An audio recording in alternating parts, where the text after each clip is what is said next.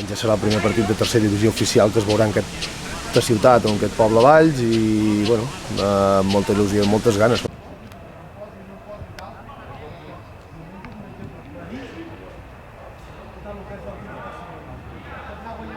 M'agradaria que la Unió Esportiva Valls fos un equip incòmode per la resta, un equip que competís, que els equips contraris quan haguessin de venir a jugar aquí al Vilar no passessin una bona tarda ni una bona setmana pensant que venen a jugar aquí. Un any on tots puguem disfrutar d'aquesta categoria sabent que serà molt difícil, una categoria on hi ha equips amb pressupostos enormes que es multipliquen el nostre per no sé quan, i una temporada on hi ha equips que porten molts anys a la categoria.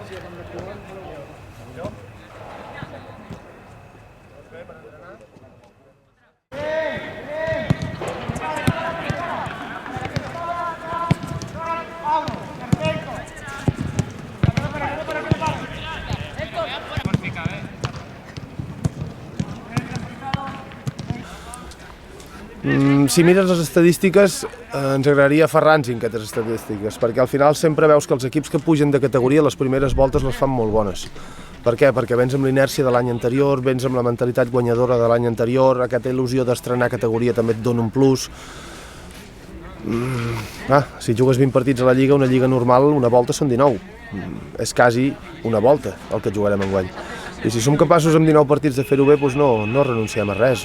Evidentment l'objectiu està molt clar, que és la salvació, però intentar quedar el més amunt possible, i tot passa per intentar fer un bon inici i adaptant ràpid a la categoria.